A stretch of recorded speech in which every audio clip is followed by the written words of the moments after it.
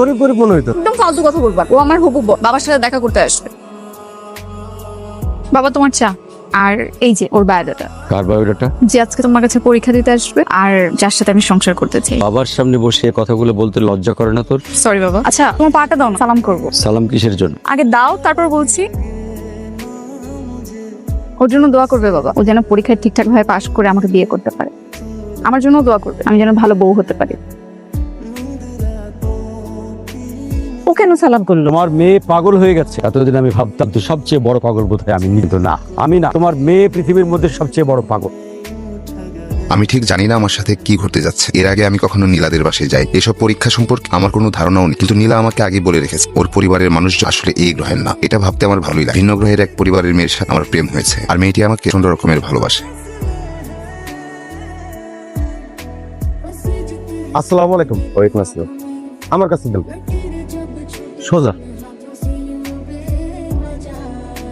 তোমরা সবাই এখন এখান থেকে চলে যাও, ওর পরীক্ষা শুরু হবে। ওনার পরীক্ষা উনি দিই, আমরা বসে বসে দেখি, দেখতে তো সমস্যা নেই। আমরা চলে গেলে উনি নকল করতে পারে। আজকাল আমি কাউরে 2 পয়সা দিয়ে বিশ্বাস করি না। আপনি নিজের ঘরে যান চাচা, বয়স হয়েছে। চুপ কর, গাধা কোথাকার। আপনি সব সময় আমার চুপ করা। সবার কথা বলার অধিকার আছে, আমারও কথা বলার অধিকার আছে, আঙ্গুরের কথা বলার অধিকার আছে। আঙ্গুরি, ওর গালে কষে একটা চড় মার।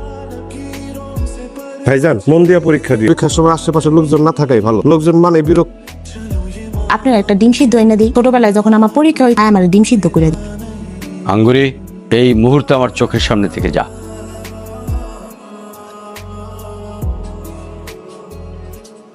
তোমার নাম কি বাবা? জি, আমার নাম আসিফ আহমেদ কমল। বাহ, খুব সুন্দর না, খুব সুন্দর না। কি হলো? কোথায় তুমি? আসছি আসছি। মানে একটা কলম না, পরীক্ষা দিতে আসছো আর কলমানো নাই? তুমি তো আগেই ফেল। দাঁড়াও বরং পাঠাচ্ছি। এক গ্লাস পানি লাগবে। পাঠাচ্ছি। আর কিছু? তুমি যদি আমার পাশে বসলে তাহলে ভালো লাগতো। বসো পাশে না, কাঁধে বসো। সারা জীবন কাঁধে বসে থাকো। আগে পরীক্ষায় পাশ করো। আচ্ছা, তোমাকে পাওয়ার জন্য আর কি কি করতে হবে? সব করতে হবে। তোমরা ছেলেরা ভালোবাসা মানুষকে খুব সহজেই পেয়ে যায়, তাই মর্ম বুঝো না। জয় করতে শেখো, ভালোবাসাকে জয় করতে শেখো। বিয়ে কাকে বলে, বউ কাকে বলে, বউয়ের প্রতি স্বামী প্রধান 3টি দায়িত্ব কি?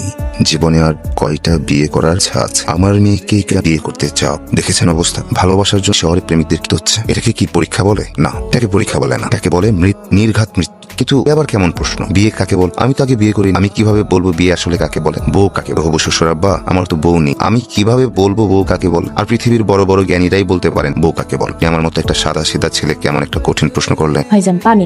ভাইজান কলম। ভাইজান প্রশ্ন কি কমন পড়েছে নাকি ফেল করবে? ফেল করবো মনে হয়, কঠিন কঠিন প্রশ্ন। এইসব প্রশ্নের উত্তর সবই আমি জানি। আঙ্গুরের বাপে যদি আমার পরীক্ষা নিয়ে 120 পাইতাম।